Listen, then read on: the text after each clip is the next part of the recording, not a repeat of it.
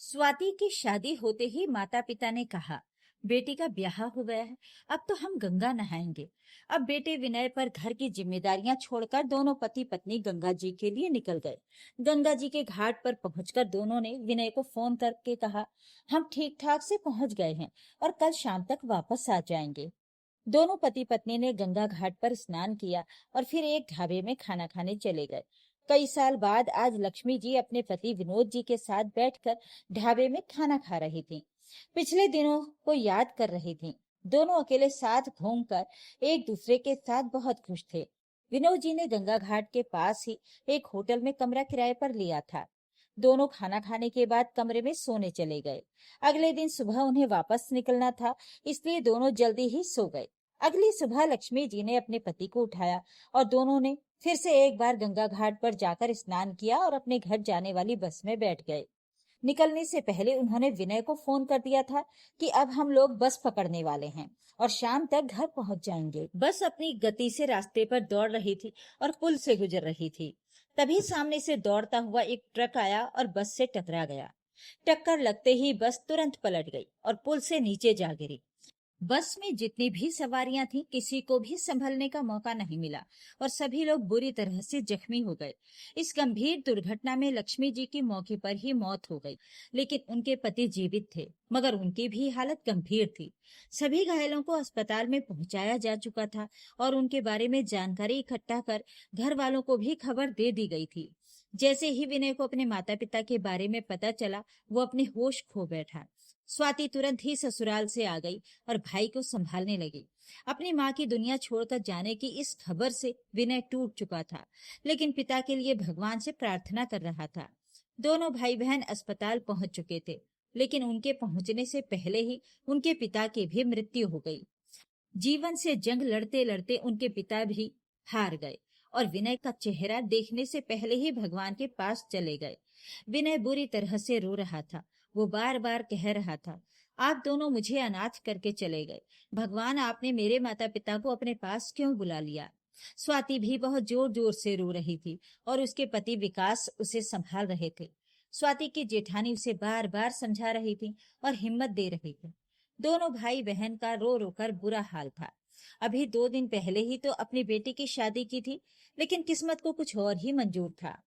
विनय को याद आ रहा था कि उसकी मम्मी जाने से पहले कह रही थी, मैं तो गंगा मैया से कहकर आऊंगी कि बस मेरे बेटे के लिए अच्छी सी दुल्हन मिल जाए, फिर मुझे सुकून मिल जाएगा और मैं गंगा नहाऊंगी। विनय वहां से अपने माता पिता के मृत शरीर को अपने शहर ले आया और नम आंखों से उनका अंतिम संस्कार कर दिया। विनय स्वाति से बोला, दीदी, मैं तो एकदम से अकेला हो गया हूँ, अब मैं किसके लिए जीऊंगा? स्वाति विनय से 5 साल बड़ी थी। वो उसे समझाने लगी, मेरे भाई, तू चिंता मत कर, मैं तेरे साथ हूँ। कोई भी जरूरत हो अपनी बड़ी बहन को आवाज दे देना। कभी भी दुख तकलीफ अकेले मत सहना। ये समझो कि मैं तुम्हारे पीछे खड़ी हूँ। यही बातें स्वाति के पति विकास ने भी कही और विनय को दिलासा दिया। उस दिन अपने भाई के घर पर रात बिताने के बाद स्वाति अपने ससुराल चली गई, लेकिन अब वह यही सोचती थी कि विनय की शादी करना ही अच्छा होगा। इससे उसका ख्याल रखने वाली भी आ जाएगी। विनय एक पढ़ा लिखा लड़का था और उसकी सरकारी नौकरी थी, जो 2 महीने पहले ही लगी थी। माता पिता बेचारे उसका सुख भी नहीं उठा पाए थे। स्वाति हर दूसरे तीसरे दिन विनय से मिलने आ जाती और विनय अपनी बहन की हर इच्छा पूरी करता था। उसके लिए सारी खुशियां उसकी बहन से ही थी। स्वाति भी अपने भाई से नए नए उपहार की मांग करती रहती, लेकिन जब भी स्वाति और उसके पति विनय से मिलने आते थे, तब स्वाति के पति को महसूस होता था कि विनय अपना ख्याल नहीं रखता है और खाना भी ठीक से नहीं खाता है। घर का अस्त व्यस्त हाल भी अच्छे से नजर आता था। विकास ने स्वाति से कहा, अब जल्दी से विनय की शादी करवानी चाहिए, क्योंकि विनय को सबसे ज्यादा पत्नी की जरूरत है। स्वाति ने अपने पति से कहा, मैं विनय का बहुत ख्याल रखती हूँ, रोज फोन पर उससे बात करती हूँ। शादी तो इसकी मैं भी करना चाहती हूँ, लेकिन कोई भरोसेमंद लड़की भी तो मिलनी चाहिए। कहीं कोई इसकी सरकारी नौकरी देखकर कामचोर लड़की पल्ले में न पड़ जाए, जिनका ख्याल उल्टे विनय को ही रखना पड़े। विकास को स्वाति की बात सही लगी, तो उन्होंने कहा, हम एक गरीब घर की लड़की ले आते हैं, जिससे वो धन के महत्व को समझेगी और बर्बादी भी नहीं करेगी। स्वाति ने मुस्कुराकर कहा, इससे तो मुझे भी फायदा होगा। कहीं कोई ऐसी लड़की आ गई जो मेरे भाई को मुझसे दूर कर दे। मैं नहीं चाहती कि कोई भी लड़की हम भाई बहन के बीच में आए। विकास को स्वाति की बात सुनकर थोड़ी हैरानी हुई, लेकिन फिर उसने सोचा कि शायद ये अपने भाई के प्रति उसका प्रेम है, बस शब्द गलत हैं। काफी दिनों तक लड़की ढूंढने के बाद स्वाति की सास, जो कि उसकी जेठानी के पास रहती थी, उन्होंने एक लड़की के बारे में बताया जिसकी माँ गुजर चुकी थी और उसका पालन पोषण उसके पिता ने किया था। अब उसके पिता उसके लिए एक लड़के की तलाश कर रहे थे। लड़की का नाम नव्या था और वो घरेलू थी। जैसे ही स्वाति ने उस लड़की को देखा तो वो उसे विनय के लिए पसंद आ गई। लड़की बहुत मासूम और सीधी सादी थी। उसके पिता भी बहुत खुश थे कि उसके लिए एक सरकारी नौकरी वाले लड़के का रिश्ता आ रहा था, तो उन्होंने भी विनय के लिए एक बार में हाँ कर दिया। शादी की सारी रस्में और तैयारी स्वाति ने की। विनय ने हर एक चीज की जिम्मेदारी अपनी बहन को दे दी थी और सारे काम में खर्च होने वाले पैसे भी उसने स्वाति को दे दिए थे। स्वाति और विकास ने विनय की शादी खूब धूमधाम से की और नव्या को विदा कराकर विनय अपने घर ले आया। स्वाति ने नव्या की आरती उतारते हुए कहा, तुम्हारे घर में सास जेठानी देवर कोई नहीं है, केवल मैं तुम्हारी इकलौती ननद हूँ। तुम समझ लो कि मैं ही तुम्हारी सास और तुम्हारा ससुर हूँ। तुम्हें मेरी कही हर बात माननी होगी। ये बात सुनकर विनय ने भी नव्या से कहा, नव्या, मैं तुमसे यही चाहता हूँ कि तुम मेरी दीदी की हर बात मानो, उनकी कोई भी बात न टालो और हमेशा उनका सम्मान करो, क्योंकि माता पिता के जाने के बाद इन्होंने ही मुझे संभाला है। यही मेरा सब कुछ है। नव्या ने मुस्कुराकर सिर हिला दिया। उसे कहाँ पता था कि उसके जीवन में आगे क्या होने वाला है। नव्या घर में आ चुकी थी और 3-4 दिन बाद स्वाति भी अपने घर चली गई। लेकिन इन 3 दिनों में नव्या ने यही देखा कि विनय अपनी दीदी के आगे पीछे ही घूमता रहता है। यहाँ तक कि जब दीदी कमरे में आती थी तो विनय खड़ा ही रहता था। दीदी की एक आवाज पर विनय जरूरी से जरूरी काम भी छोड़कर उनके पास चला जाता था। कितनी भी थकान क्यों ना हो, लेकिन स्वाति के लिए वो तुरंत बाइक उठाकर निकल पड़ता था। कहने का मतलब कि स्वाति की किसी बात के लिए विनय ना नहीं करता था। एक दिन विनय जब खाना खा रहा था तो बाहर से स्वाति ने आवाज लगाई, विनय, मेरे कमरे का कूलर नहीं चल रहा है, जरा आकर देख लो। ये बात सुनते ही खाना छोड़कर उठ गया तो नव्या ने कहा, आप खाना खा लीजिए, मैं दीदी से जाकर कह देती हूँ कि खाना खाकर आ जाएंगे। इस बात पर विनय ने नव्या को घूर कर देखा और कहा, आज तो तुमने कह दिया, लेकिन ये बात आगे से मत कहना। विनय की आंखों में इतना गुस्सा देखकर नव्या डर के मारे खड़ी रह गई और उसे पता चल गया कि स्वाति को लेकर विनय को कोई बात पसंद नहीं आएगी। अब स्वाति वापस जा रही थी तो जैसे नव्या को ठंडक मिल रही थी। विनय की आंखों से आंसू आ रहे थे और वो कह रहा था, दीदी आप कुछ दिन और रुक जाती तो अच्छा होता। तो स्वाति कहने लगी, जाना तो मैं भी नहीं चाहती, लेकिन तभी विकास ने उसकी बात काटकर कहा, अरे विनय, तुम नव्या को घुमाने ले जाओ। अभी नई नई शादी हुई है, घूमने जाना चाहिए। अगर हो सके तो मैं हनीमून की टिकट बुक करवा लेता हूँ। इस बात पर विनय की नजरें झुक गईं और उसने कहा, नहीं, मैं खुद कर लूंगा। नव्या भी सिर झुकाकर खड़ी रही, लेकिन उसे अच्छा लगा कि कोई तो है जो इन बातों पर भी ध्यान देता है। स्वाति को तो अपने भाई प्रेम के अलावा कुछ नजर ही नहीं आता था। स्वाति के वापस जाने के बाद विनय ने भी अपनी पत्नी नव्या के साथ बाहर जाने का कार्यक्रम बना लिया और वो उसे लेकर कश्मीर चला गया। नव्या पहली बार कश्मीर गई थी, जिसे वो अपने सपनों में देखा करती थी, इसलिए वो बहुत खुश थी। विनय नव्या को बहुत प्यार करता था और उसके मुंह से निकली हर बात को पूरा करता था।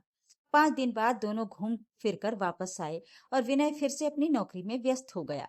विनय ने नव्या के लिए घर में एक नौकरानी का इंतजाम कर दिया, क्योंकि उसे नव्या का बर्तन मांजना बिल्कुल पसंद नहीं था।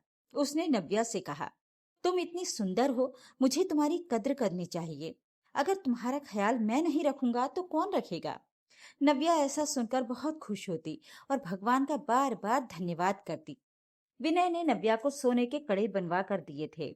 इसके बारे में जब स्वाति को पता चला तो उसने विनय से कहा, इतना ज्यादा खर्च करने की क्या जरूरत थी। सोने के कंगन उनको देने चाहिए जिनको उनकी कद्र होती है। तभी वहां पर नव्या आई और उसने कहा, दीदी, मुझे सोने के जेवर का ख्याल रखना बहुत अच्छे से आता है। आपको पता है, आपके भाई ने एक मेड लगा दी है। अब ना मेरे हाथ खराब होंगे और ना ही ये कंगन अपनी चमक खोएंगे। नव्या ने तो बहुत मासूमियत से ये बात कही थी। उसे नहीं पता था कि ये सुनकर स्वाति के कलेजे पर सांप लौटने लग जाएंगे और वो जल भुनकर राख हो जाएगी। उसने नव्या से चाय बनाने को कहा और उसके जाने के बाद विनय से कहने लगी, तुम केवल दो ही लोग हो, तुम्हें मेड लगाने की क्या जरूरत थी। मैं तुमसे कह रही हूँ विनय, तुम इसको सिर पर चढ़ा रहे हो, कल को तुम्हें ये दो रोटी बनाकर नहीं देगी। ये बात सुनकर विनय ने कहा, दीदी आप मुझसे बहुत प्रेम करती हैं, इसलिए ये सब आपके दिमाग में आ रहा है। सच में ऐसा कुछ भी नहीं है। ये मेरा बहुत ख्याल रखती है। विनय के मुंह से नव्या की तारीफ सुनकर स्वाति का जैसे कलेजा ही जल गया। स्वाति को नव्या से जलन होने लगी थी। उसे ऐसा लग रहा था जैसे कि नव्या के आने से उसका अधिकार छीन लिया गया है। वो बार बार नव्या के सामने विनय पर अधिकार जताती थी। दोनों को प्यार से बातें करते देखती तो विनय को किसी काम से बाहर भेज देती। एक बार विनय को 2 दिन के लिए ऑफिस के काम से बाहर जाना पड़ा। उसका एक दोस्त भी उसके साथ था। दोनों दोस्त बाइक पर साथ साथ निकल पड़े। काम 2-3 दिन का था तो दोनों उसी शहर में रुके। 3 दिन बाद जब नव्या विनय का बेसब्री से इंतजार कर रही थी, तब विनय के दोस्त का फोन आया। जब वे दोनों सड़क से आ रहे थे, तब सामने से एक ट्रक आ गया। उससे बचने के चक्कर में बाइक कच्चे रास्ते पर उतर गई, लेकिन विनय बाइक संभाल नहीं पाया और हम नीचे खाई में गिर गए। गिरते हुए मैंने एक पेड़ को थाम लिया, लेकिन विनय जाने कहाँ जाकर गिरा, कुछ पता नहीं चला। ये खबर सुनते ही नव्या बेहोश हो गई। पड़ोस से एक औरत दरवाजा खुला देखकर अंदर आई और नव्या को उठाने लगी। नव्या ने रोते रोते सब कुछ बताया। स्वाति भी ये खबर सुनकर आ गई। वो अपने पति विकास के साथ आई और नव्या को लेकर घटना स्थल पर निकल गई। पुलिस वहां पर विनय की खोजबीन में लगी हुई थी, लेकिन विनय की लाश नहीं मिली। नव्या का रो रो कर बुरा हाल हो रहा था। वो विनय विनय चिल्ला रही थी। स्वाति भी बार बार रो रही थी। पुलिस ने उन दोनों से कहा, जितनी ऊंचाई से वो गिरा है और उसकी बॉडी भी नहीं मिली, इससे तो लगता है उसे जानवर खा गए होंगे। इतनी ऊंचाई से गिरकर वैसे भी बचना बहुत मुश्किल है। 3 दिन वहां रुकने के बाद स्वाति और विकास नव्या को लेकर घर आ गए। नव्या खुद को विधवा मानने के लिए तैयार नहीं थी, लेकिन स्वाति उसे बार बार कह रही थी, अब वो नहीं आएगा, ये चूड़ी श्रृंगार उतार कर रख दो। लेकिन नव्या ये बात मानने को तैयार ही नहीं थी। उसका तो अपने पति के लिए रो रो कर बुरा हाल हो चुका था।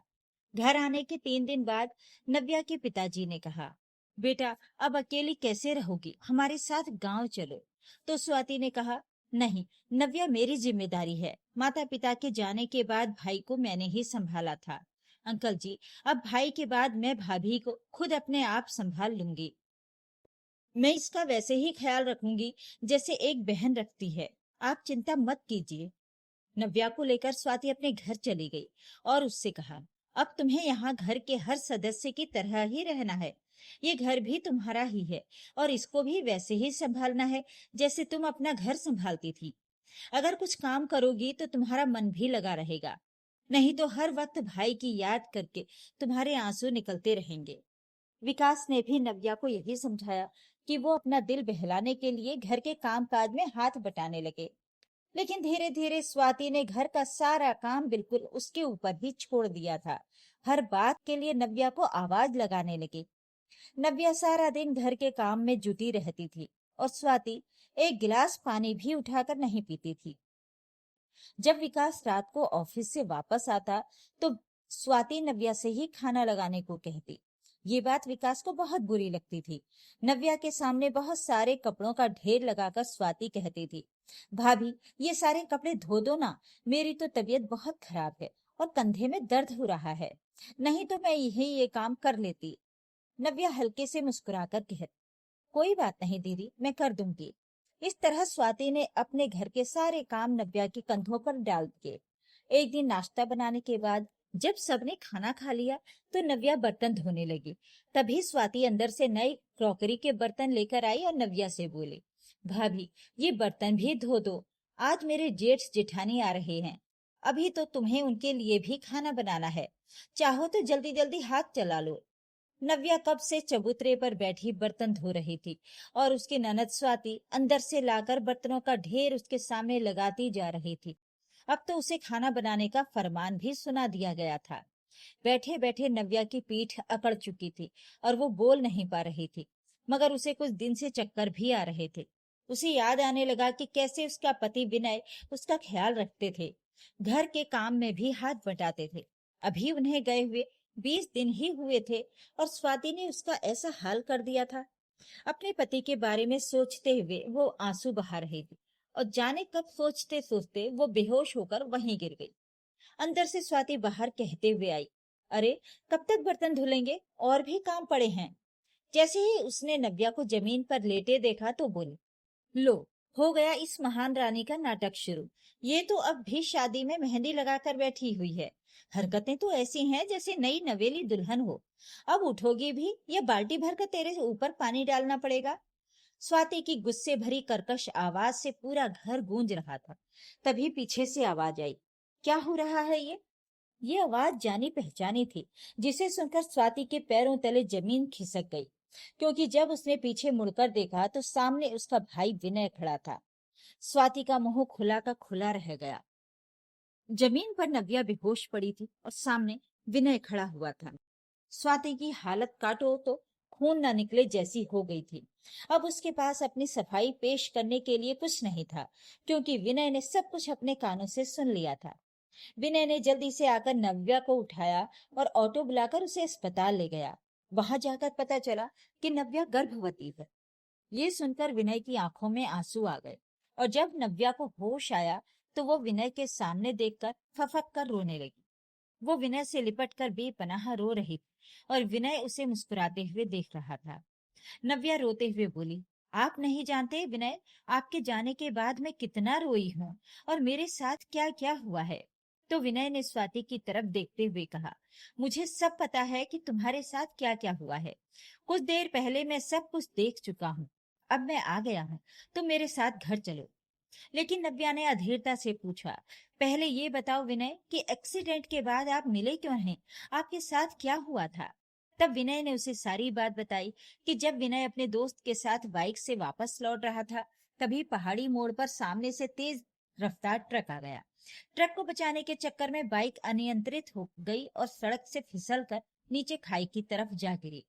विनय का दोस्त सड़क किनारे उगी झाड़ियों में अटक गया, लेकिन विनय काफी नीचे जा गिरा।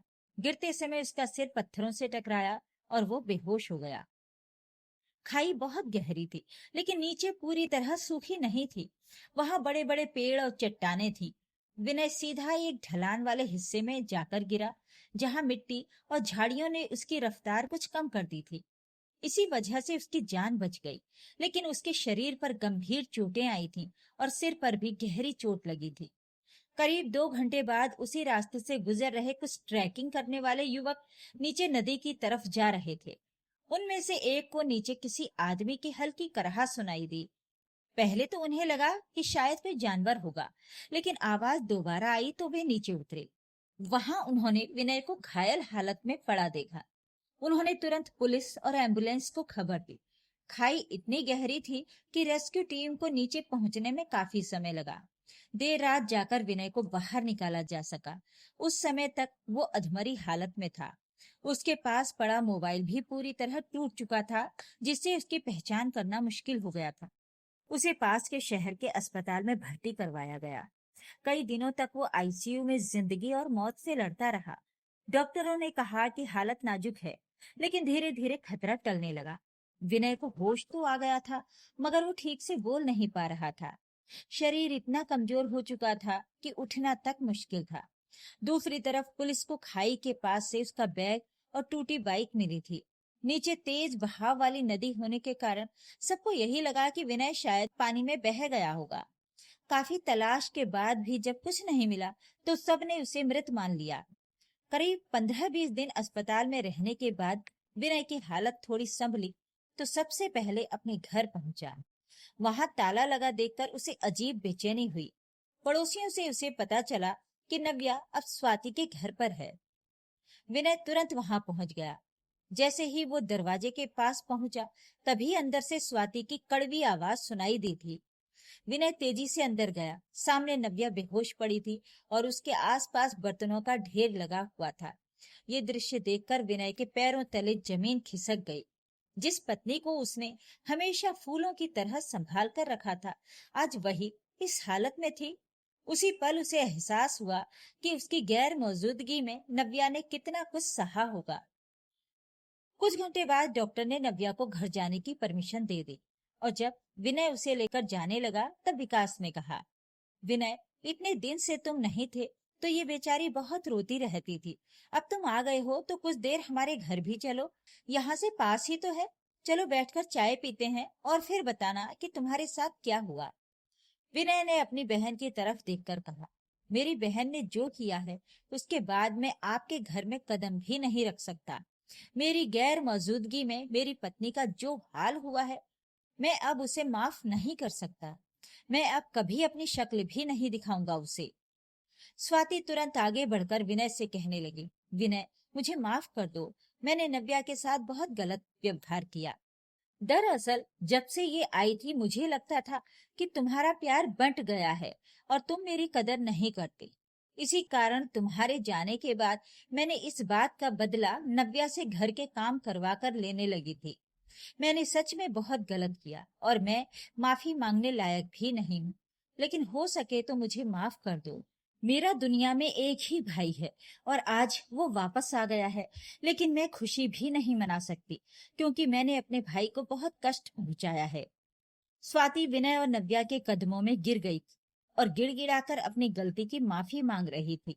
तब नव्या ने स्वाति से कहा, दीदी कोई बात नहीं, अब जो हो गया सो हो गया, आप माफी मत मांगिए। आप तो हमसे बड़ी हैं और गलती तो बड़ों से भी हो जाती है। लेकिन विनय ने कहा, दीदी मैं आपसे इतनी बड़ी गलती की उम्मीद कभी नहीं कर सकता था।